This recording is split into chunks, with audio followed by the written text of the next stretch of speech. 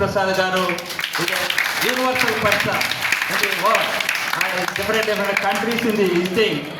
Lakshmi Prasad garu, it is some parliamentary system.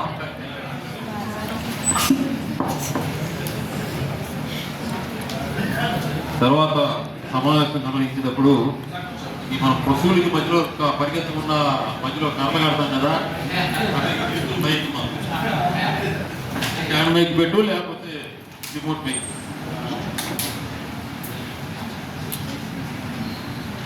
గౌరవనీయులు ఆచార్య నారాయణ గారు, నరసింహారావు గారు, రమేష్ నాయుడు గారు, నాగరాజు గారు, ప్రేమానందం గారు, విద్యార్థుల మొట్టమొదటిగా నేను మన ఆంధ్ర విశ్వ కళా పరిషత్ కులపతులు రాజశేఖర్ గారిని, అదేవిధంగా కుల సచివులు రాంబాబు గారికి హృదయపూర్వకమైనటువంటి కృతజ్ఞతలు తెలియజేస్తారు. వారు నిన్న ఈ సమావేశం యొక్క పోస్టును ఆవిష్కరించి సభ బాగా జరిపించండి అని చెప్పని మొట్టమొదటిసారిగా ఈ సభ నిర్వహిస్తున్నందుకు ఈ విషయం మీద ప్రేమానందాన్ని మీ అందరినీ కూడా ప్రోత్సహించినందుకు వారికి నేను అభినందనలు తెలియజేస్తూ ఉన్నాను. వారిద్దరి సమర్థవంతమైన నాయకత్వంలో ఈ విశ్వవిద్యాలయం ముందుకు పరుగులు వెళ్తుందని నా ఆశాభావం.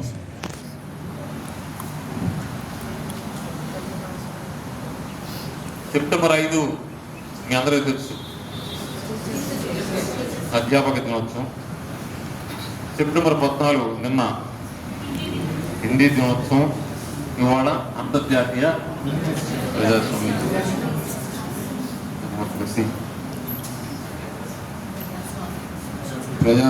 దినోత్సవం. ఈ ప్రజాస్వామ్యం గురించి, ప్రజాస్వామ్య దినోత్సవ ప్రాముఖ్యత గురించి ప్రేమానందం గారు, నాగరాజు గారు, నరసింహారావు గారు, నారాయణ అందరూ కూడా మీకు నాయుడు గారితో సహా చెప్పవలసిందని చెప్పారు. నేను ఈ నెల 8వ తారీఖున న్యూయార్క్ మెన్హాటన్లో హైత్ ప్యాలెస్ హోటల్లో నిద్రపోతున్నారు. రాత్రి 12:30 ఫోన్ పోయింది. నాకు చెట్టల వాటి నుండి ఫోన్ని కట్టి ఫోన్ పోతే చూస్తే ప్రేమానందం. రాత్రి 1 గంటలకు ప్రేమ ఆనందం 2 కలిగించే రాత్రి కూడా ప్రేమ 2 ఆనందం 2. సరే నిన్నైనా ఏంటన్నా అంత చేస్తున్నానంటే మళ్ళీ రావాలంటే నాకు రేపు ఉదయం వరకు గడువు. ఎందుకంటే నా టికెట్ 17వ తారీఖు న్యూయార్క్ పర్యటన. ఫస్ట్ పొద్దున్నే 9వ తారీఖు ఉదయం మాకు కావాలని చెప్పి చేతుల విషయం అంటే 20,000 కట్టన్నాను.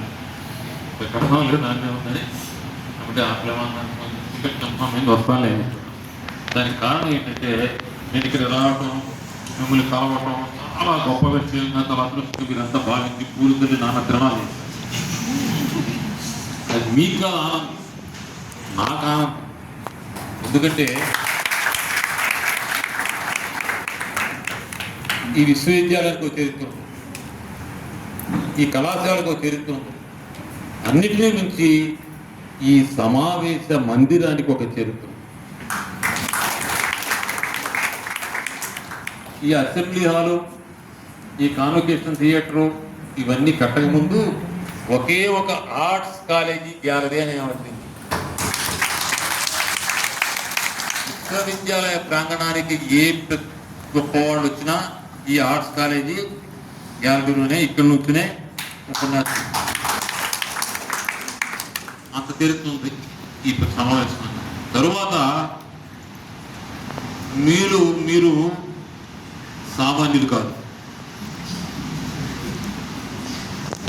మీలాగానే నేను, వెంకయ్యనాయుడు గారు, బాలయోగి గారు, ఎర్రన్నాయుడు గారు, కమ్మంపాటి హరిబాబు గారు, కళా వెంకట్రావు గారు, తమ్మినేని సీతారాం గారు, పద్మనాభయ్య గారు, ఇంకా వివిధ రంగాలలో నిష్ణాతులైన పెద్దలంతా కూడా ఇలా కూర్చున్నారు విద్యార్థులుగా ఉపన్యాసాలు.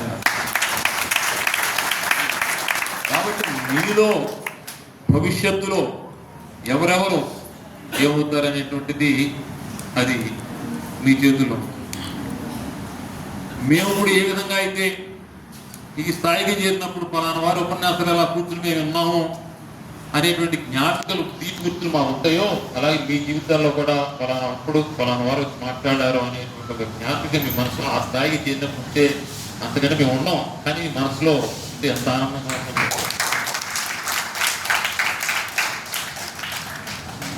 ఇప్పుడు ఈ గేట్లు కట్టేశారు, కింద వరండాలు నడుస్తుంటే ఇప్పుడు గేట్లు కట్టారు, ఇది తిరిగి రావాలని చెప్పారు. ఆ గేట్లు తీసి ఉండేవి, తీసి గేట్ ఉండేది అక్కడ. ఆ గేట్ తీసేసాక ఒక పిల్లే టీ కొట్టు ఉండేది, ఎదురుకుండా 2 బల్లలు ఉండేది, ఆ బల్లల పైన చెట్టు ఉండేది. ఉందా ఇంకా చెట్టు? ఆ చెట్టు కింద 2 బల్లలు ఉండేవి. మేము బల్లల మీద కూర్చునే వాళ్ళం కాదు, బల్లల మీద కాళ్ళు పెట్టి ఆ బల్ల పైన కూర్చునే వాళ్ళం. చెట్టు కింద బ్యాచ్ అనేవాడు.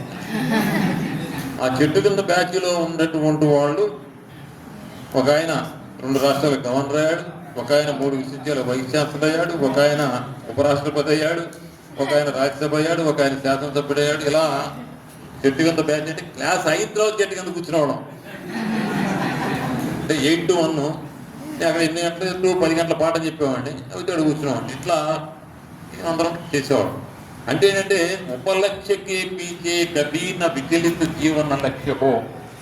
లక్ష్యం ఉపలక్ష్యం, ఉపలక్ష్యకే పీచే, ఉపలక్ష్యం వెనకమాల మన లక్ష్యం పోకూడదు, లక్ష్యం మనం పెట్టుకోవాలి. మనం మెడ్రాస్ విశాఖపట్నం ట్రైనింగ్, మనం మెడ్రాస్ వెళ్దాం ట్రైనింగ్, మధ్యలో పెద్దవాళ్ళ స్టేషన్లో ఎవడో మన లా చేశాడు, ఆ లా చేశాడు మనం దిగేడు దొంగబట్టు పడేసుకోండి. ఇది ఉపలక్ష్యం, మన లక్ష్యం ముఖ్యం. ఒక గమ్మత్తైన విషయం చెప్తాను మీకు. డాక్టర్ కేఆర్ నారాయణ గారి పేరున్నారు కదా, ఆయన నేను రాజ్యసభలో ఉన్నప్పుడు ఆయన చైర్మన్ ఉండేవారు, ఉపరాష్ట్రపతి. తర్వాత నేను అక్కడ ఉండగానే ఆయన మరి రాష్ట్రపతి అయినా. ఆయనకి మన క్లాస్లో స్టూడెంట్స్ మీద కొంతమంది ప్రత్యేకంగా ప్రేమ ఉంటుంది కదా, అట్లాగే కొంతమంది నా మీద కొంచెం ప్రత్యేక అభిమానం ఉంటుంది. హిందీలో మాట్లాడే చక్కగా ఆలోచిస్తూ ఉంటారు. రాష్ట్రపతి కానీ ఉపరాష్ట్రపతి కానీ దేశంలో కానీ వివిధ రాష్ట్రాల్లో పర్యటనలు చేసినప్పుడు కానీ, లేకపోతే విదేశాలకు వెళ్ళినప్పుడు కానీ, వారితో పాటు ఒక 7 మంది పార్లమెంటు సభ్యులు వారి విమానంలో తీసుకెళ్ళవచ్చు. ఆయన ప్రతిసారి నా పేరు టిక్ పెట్టేవారు. ఒకసారి నేను ప్రెసిడెంట్ గారి రూమ్ సపరేట్గా ఉంటుంది, ఫ్యామిలీ రూము ఫ్లైట్లో. దానికి రోజు మేము కూర్చుంటాం, సెక్యూరిటీ వాళ్ళ సెక్రటరీస్ మేము కూర్చుంటే, రోజు నేను టిఫిన్ చేస్తే నా వచ్చేది ఓకే నాతో మాట్లాడతాం, అందరిని పంపిస్తాం.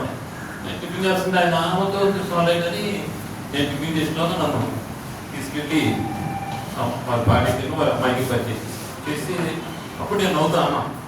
సార్ నాకు చాలా అదృష్టం అవుతుందండి అన్న.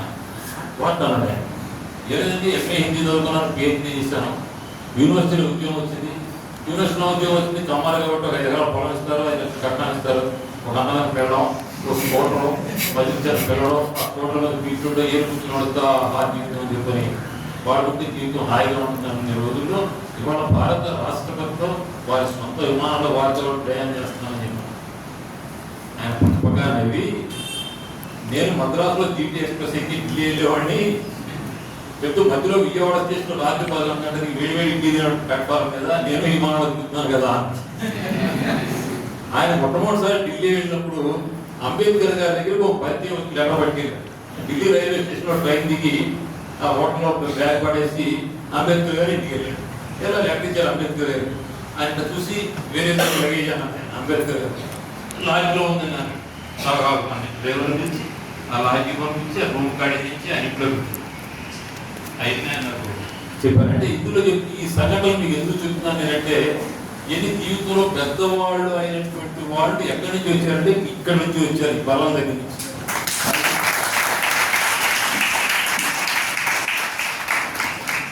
నరసింహారావు గారు నాకు 50 సంవత్సరాల మిత్రుడు. పిల్లవాడలో మీకు తెలిసిన ఎలాగ ఉండేది. ప్రేమానందం 40 సంవత్సరాల శిష్యుడు, మిత్రుడు, గురువు. విద్యార్థి నాయకుడిగా ఉన్నప్పుడు ఉండవలసినటువంటి లక్షణాలు అవలక్షణాలు అన్నీ ఉండేవి. అయితే అవలక్షణాలు లక్షణాలు ఉన్నవాళ్ళు కొంచెం మంచివాడుగా ఉండేవాడు. అందుకని నేను కొన్ని మంచి మంచి విషయాలు చెప్పేవాడు.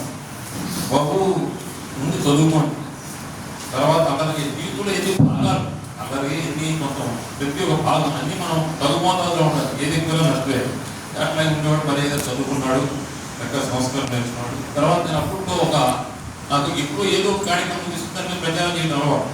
అప్పట్లో నేను వివాహాల్లో ఆడంబరం ఏం చేయొద్దు అంటే ఎక్కువ ఖర్చులు పెట్టద్దు వివాహాల్లో, అదేవిధంగా అర్థం కాని మంత్రాలు పిచ్చుకోవడం చేయమండి అని చెప్పి నేను ప్రచారం చేస్తూ ఈ దండలు పెట్టి ఉపన్యాసాలు పెట్టి చేస్తూ ఉండేవాడు. అందులో భాగంగా ప్రేమానందం వచ్చి వస్తే నేను కూడా పెళ్లి చేసుకుంటానని అన్నాడు. వచ్చింది కదా, నువ్వు పెళ్లి చేసుకుంటే నాకేంటే సహకార మేస్టర్ మీరు వచ్చి పౌరోహిత్యం వహించాలని నాడు సరే సంవత్సరం ట్రైనింగ్ ముస్లిం కార్యక్రమం మొత్తం వెళ్ళి పెళ్లి చేశాను. పెళ్లి చేసిన తర్వాత అప్పటి నుంచి ఇప్పుడు మేస్టర్ పెళ్లి చేశారు, నేను బాగున్నాను, ఈ రోజు ఇంటికి నుంచి భోజనం పట్టుకుంటాను. కాకపోతే ఇవాళ పూరెత్తి ధరించాడంటే నా అర్థమైంది ఇప్పుడు హాయిగా ఉన్నాడు అనమాట. అట్లా మనం జీవితంలో పైకి రావాల్సినటువంటి అవసరాలు ఉన్నాయి. ఇక ప్రజాస్వామ్యం గురించి మనం మాట్లాడేటప్పుడు ఇవాళ ఈ రోజు యొక్క ప్రాముఖ్యత ఏంటి, ప్రజాస్వామ్యం ఎన్ని రకాలు ఉన్నాయి చూసుకోవాలని చెప్పారు, మాట్లాడారు చెప్పారు. సో నేను ఆ విషయాలు పోకుండా ప్రేమతో చెప్పాను. నేను ఈ విషయాలు కాకుండా ఇవన్నీ అందరూ మాట్లాడతాను కానీ నేను ప్రత్యేకంగా మాట్లాడతాను సార్ చెప్పాను. ఇవాళ నిజంగా ఇక్కడ వచ్చి ఇక్కడ మాట్లాడడానికి నాకు చాలా చాలా చాలా సంతోషంగా ఉంది. మీకున్న సౌకర్యాలు మాకు లేవు. మేము అసెంబ్లీ చూడటం అనేటువంటిది, అసెంబ్లీ సమావేశాలు చూడటం అనేది మాకు హైదరాబాద్ వెళ్ళి అప్పుడు చాలా కష్టంగా ఉంది. అదేవిధంగా పార్లమెంట్కి వెళ్ళి పార్లమెంటు సమావేశాలు చూడటం అనేది చాలా చాలా కష్టంగా ఉంటుంది. కానీ మరి మీకు ఇప్పుడు లైవ్ తెచ్చుకున్న బెడ్రూమ్లో కూర్చుని హాయిగా చూడాలని కోరుకుంటే చూసుకోవచ్చు. హాస్టల్లో పట్టాలంటే వేసుకెళ్తున్నప్పుడు చూసుకోవచ్చు. అంటే వాట్ ఈస్ గోయింగ్ ప్రజాస్వామ్యంలో మనకి అసెంబ్లీ మన పార్లమెంట్ ఏం జరుగుతుంది అనేటువంటి చూసేటువంటి ప్రత్యక్షంగా చూసేటువంటి ఒక అవకాశం మీకు ఇవ్వడం ఉంది. మరి మీరు ఎంతమంది వార్తాపత్రిక చదువుతారో అవన్నీ కూడా నాకు తెలీదు. ప్రజాస్వామ్యం ఇవాళ ఎలా ఉంది అంటే, నాకు ఇక్కడ బయలుదేరి వచ్చే ముందు ప్రజాస్వామ్యం ఎలా ఉందంటే నేతి పెరగాయలు నెయ్యంతో ఇవాళ ప్రజాస్వామ్యం మన దేశంలో ప్రపంచ ప్రజాస్వామ్య దేశాలలో, కేవలం మన దేశంలోనే కాదు ప్రపంచ ప్రజాస్వామ్య దేశాల్లో ఉంది అనేటువంటిది నా అభిప్రాయం. ఈ ఆర్ట్స్ కాలేజీ ప్రాంగణంలో అడుగుపెట్టిన తర్వాత ప్రజాస్వామ్యం ఎలా ఉంది అంటే నాకు ఏమనిపించిందంటే సర్వేపల్లి రాధాకృష్ణ గారి విగ్రహం లాగా అనిపించింది. ఏంటో చెప్పండి, దిమ్మ పెద్దది బొమ్మ చిన్నది. సరే సరే దీనికి దిమ్మ మీద నాకు చేసినవాడు బొమ్మ చేసినవాడు అంటే మనం ఆచరణ వేరు, ఇక్కడ మనం చెప్పేటువంటి ఉపదేశాలు వేరు, ఆశయం వేరు, ఆచరణ వేరు. మనమంతా కూడా ఇక్కడ పొలిటికల్ సైన్స్ మనం చదువుకుంటాం అంతే తప్ప దాని ప్రాక్టికల్ దాని ఇంప్లిమెంటేషన్ దగ్గరికి వచ్చేటప్పుడు మనం చాలా తక్కువగా మనం దాని గురించి మనం ఆలోచిస్తాం. నేను ఒక 2 విషయాలు చెప్తాను, మీరు రాష్ట్రంలో ఇంట్లో మీరు పరిశోధన చేసుకోవాలి కదా, మళ్ళీ ఎంపీలో పిహెచ్డీ చేయాలి కదా. చేసినప్పుడు మళ్ళీ కాల్ మార్క్స్ లేకపోతే ఇంకెయ్యో పాత 4-5 పుస్తకాలు తీసేసండి ఏంటి, తీసివేయడం 4 పుస్తకాలను తీసి మళ్ళీ కొత్తగా తీసేయండి. తీసివేయటం కాకుండా తీసేసే దాంట్లో ఒక వర్కింగ్ సబ్జెక్ట్స్ కొత్త విషయాన్ని మీరు ప్రతిపాదించాలి, దాన్ని మీరు పరిశోధించాలి. ప్రజాస్వామ్యం, ప్రజాసేవ, ఎన్నికలు ఇవన్నీ ఇంకా చెప్పుకుంటున్నామా. ఒక విషయం నేను చెప్తాను, ఆలోచించండి. Accidents and incidents are making politics. సంఘటనలు, దుర్ఘటనలు చరిత్ర, రాజకీయాల యొక్క మార్గాన్ని, గతిని మార్చివేస్తూ ఉంటాయి. ఆలోచించండి. సంఘటనలు, దుర్ఘటనలు చరిత్ర గతిని, రాజకీయాల గతిని మార్చివేస్తూ ఉంటాయి. ఒక సంజయ్ గాంధీ విమాన ప్రమాదం, నాకు రాజకీయాలతో సంబంధం లేదు అని చక్కగా పైలట్ గా పనిచేస్తూ జీన్స్ ప్యాంట్ టీషర్ట్ వేసుకుని చక్కగా సోనియా గాంధీ గారిని మోటార్ సైకిల్ మీద హెల్మాలు కూర్చోబెట్టి ఇండియా గేట్ దగ్గర ఐస్ క్రీమ్ తినేటువంటి రాజీవ్ గాంధీ గారి బలవంతాన ప్రధానమంత్రి ఎంపీ చేసి ప్రధాన కార్యదర్శి చేసి, ఇందిరాగాంధీ గారి హత్య జరిగినప్పుడు రాజీవ్ గాంధీ గారు కలకత్తాలో ఉన్నాడు. కలకత్తా నుంచి హుటాహుటి విమానంలో బయలుదేరితే ఆల్ ఇండియా రేడియో చెప్పల వార్త కార్టూన్ రేడియో పోయారని చెప్పలా, ఆయన బీబీసీ పెట్టుకున్నాడు. బీబీసీ పెడితే వారు కాలం చేశారని తెలుసు. ఆయన హుటాహుటిని All India Institute of Medical సైన్సెస్కి వచ్చారు. పక్కన ఒక రూమ్ గదిలో శ్రీమతి గాంధీ గారి భౌతిక ఆయన ఉంది, పక్క గదిలో సోనియా గాంధీ గారు ఉన్నారు. ఈయన గదిలోకి వెళ్ళాడు. బయట పివి నరసింహ గారు, ప్రణబ్ ముఖర్జీ గారు, జయశ్రీ మొత్తం విపత్తంగా వెయిట్ చేస్తారు బయట. ఈయన గదిలోకి వెళ్ళారు.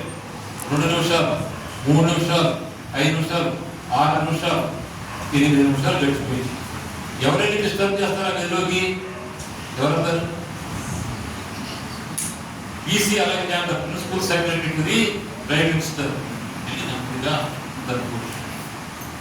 కొట్టి లోపలికి వెళ్ళారు. అక్కడ లోపల ఏం చేసిందంటే ఆవిడ గదిలాగా కలిసిపోయి హిస్టీరిక్ అరుస్తుంది, నో నో నో అని. ఎందుకని? కళ్ళ ముందు అత్తగారిని చంపేశారు ప్రధానమంత్రిని.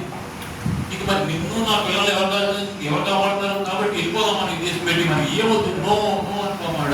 హిస్టీరిక్ అరుస్తుంటే నెమ్మదిగా ఆవిడ నెమ్మదిగా ఓకే ఓకే సాంతం పోరాడారు.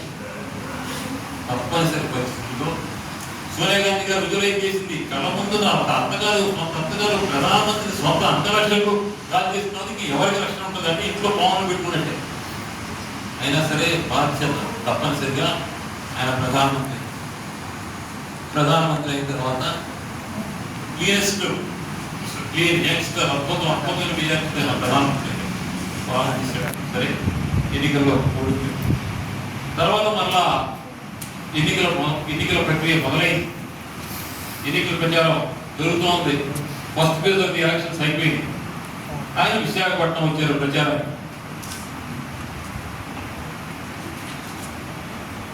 సర్క్యూట్ హౌస్ లో ఉపన్యాసం చెప్పారు. అదే రోజు ఎన్టీ రామారావు కూడా ఇక్కడ ఉపన్యాసాలు చేశారు. రాత్రి 7:30 అయిన తర్వాత ఆయన సర్క్యూట్ హౌస్ నుంచి బయలుదేరి విమానాశ్రయానికి బయలుదేరారు హెలికాప్టర్ మెడ్రాస్ వెళ్ళారు. మంత్రిపాలెం అక్కడ అక్కయ్యపాలెం దాటినప్పటికి మళ్ళీ ఫోన్ వచ్చి కబురు వచ్చింది, సార్ హెలికాప్టర్ పనిచేయట్లేదు, మీరు వాళ్ళ రాత్రి ఇక్కడే ఉంటారని చెప్పి. సరే మళ్ళీ ఆయన తిరిగి మళ్ళీ ఇక్కడ హాస్పిటల్ దాకా వచ్చారు. మళ్ళీ కబురు వచ్చింది, హెలికాప్టర్ బాగైంది, మళ్ళీ మీరు ఏంటంటే ఓకే అక్కడ మార్గం వస్తాయి కదా, మళ్ళీ నేను జయంతి గట్రాజే మళ్ళీ మీటింగ్ పెరగబోదురు ఎలక్షన్ అనుకోకపోయినా వెళ్ళిపోయారు. శ్రీ పెరగబోదురులో ఏం జరిగిందో మీకు తెలుసు. ఆ హెలికాప్టర్ బాగుపడకపోయినా ఏమయ్యేదో మనం సరే ఆయన మరణించారు. ఎన్నికలు మొట్టమొదటిసారిగా ఎన్నికల ప్రక్రియ ప్రారంభమైన తర్వాత ఎన్నికలు ఆగిపోయింది, ప్రబలంగా ఆగిపోయిన ఎలక్షన్స్ పోస్ట్పోన్ చేశారు. అప్పటికి పివి నరసింహారావు గారు ఎన్నికల్లో నేను పోటీ చేయను అని నామినేషన్ వేరే ఆయన ఎక్కడ వేయకుండా కొత్తాళం పీఠాధిపతిగా వెళ్ళిపోదామని చెప్పని ఆయన సామాను సర్దుకుని బ్యాక్ చేసి సగం సామాన్ హైదరాబాద్ పంపించాడు. ఈ రాజీవ్ గాంధీ గారి హత్య ఆయన పార్టీ అధ్యక్షుడు చేసి ప్రధానమంత్రిని చేసి చివరికి ఆయన దోషిగా ఫోన్లో కూడా నిలబెట్టి. అంటే ఈ యాక్సిడెంట్స్ అండ్ ఇన్సిడెంట్స్ ఎక్కడ తీసుకెళ్ళి చూడండి. ఒక ఎన్టీ రామారావు జీవితంలో ఒక వ్యక్తి ప్రవేశించి, ఎన్టీ రామారావు లేకపోతే జీవితాంతం ఆయన ముఖ్యమంత్రి తర్వాత ప్రధానమంత్రి కూడా ఉండేవాడు నాకు తెలీదు. ఆయన జీవితంలో ప్రవేశించిన కారణంగా చంద్రబాబు నాయుడు గారు ముఖ్యమంత్రి, హరికృష్ణ గారు ముఖ్యమంత్రి, లక్ష్మీప్రసాద్ రాజ్యసభ సభ్యులు. ఒక రాజశేఖర రెడ్డి గారి హెలికాప్టర్ ప్రమాదం రాష్ట్రం రెండుగా జీవిపోయింది. మనకి ఇప్పుడు ఏమి ఊహించినటువంటి రోసీ గారు ఆయనే ఊహించుకోవాలి ఇప్పుడు జీవితంలో. రోసీ గారు ముఖ్యమంత్రిగా, గవర్నర్గా, కిరణ్ కుమార్ రెడ్డి గారు. ఒక బాలయోగి గారి హెలికాప్టర్ ప్రమాదం, ఆ హెలికాప్టర్ ప్రమాదం జరగకుండా ఉంటే ఆయన ఎప్పుడు గోదావరి ఎక్స్ప్రెస్ లో ప్రయాణం చేస్తారు. బాలయోగి గారు గోదావరి ఎక్స్ప్రెస్ లో ఆయన ప్రయాణం చేస్తున్నప్పుడు ఆయనతో పాటు 40 వస్తారు. ఒక క్యారేజ్ భోజనాలు వస్తే అందరికీ పనులు చక్క భోజనాలు పెడతారు, కబుర్లు చెప్తా హాయిగా అయిపోయింది మనిషి. అటువంటిది ఈ కేసులో ప్రచారం సంబంధించిన హెలికాప్టర్ ఎందుకు సార్ మీరు వాళ్ళ రాత్రి ఉన్నట్టు రేపు పొద్దునే హెలికాప్టర్లో ఎందుకని. బాలయోగి గారు ఎంత సహృదయులు అంటే ఆయన స్పీకర్ అయిన తర్వాత ఆయన స్పీకర్ ఇంట్లో ఒక పెద్ద ఇంతకంటే డబల్ హాల్ ఉంటాం. హాల్లో 40 మంత్రాలు ఇస్తారు. ఆయన కాన్స్టిట్యూన్స్ నుంచి కానీ ఆంధ్రప్రదేశ్ నుంచి కానీ ఎవరన్నా వచ్చారంటే ఎవరన్నా తెలియవసరలా ఆ పెట్టుకుంటుకోవడం, పడుకోవడం, స్నానం చేయడం, వంటడికి నిరంతరం వంట సాగుతూ ఉంటుంది, భోజనం చేస్తా ఉండాలి.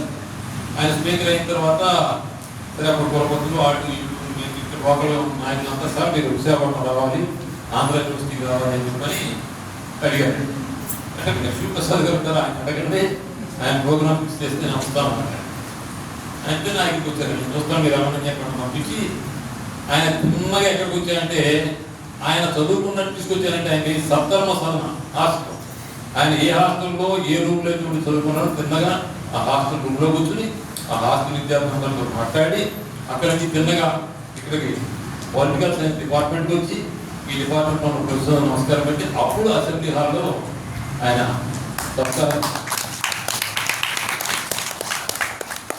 సో సంఘటనలు, దుర్ఘటనలు రాజకీయాలని మామూలుగా సోకాడు ప్రజాస్వామ్యాన్ని కూడా ప్రభావితం చేస్తుంది.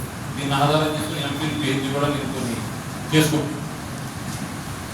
తరువాత రాజకీయాలలో కుల రాజకీయాలు ఎక్కువగా మాట్లాడుతున్నారు. ఏదైతే మనం రాజకీయాల్లో కులం, రాజకీయ నాయకులకు కుల పిచ్చి ఉండదు, కుర్చీ పిచ్చి తప్ప.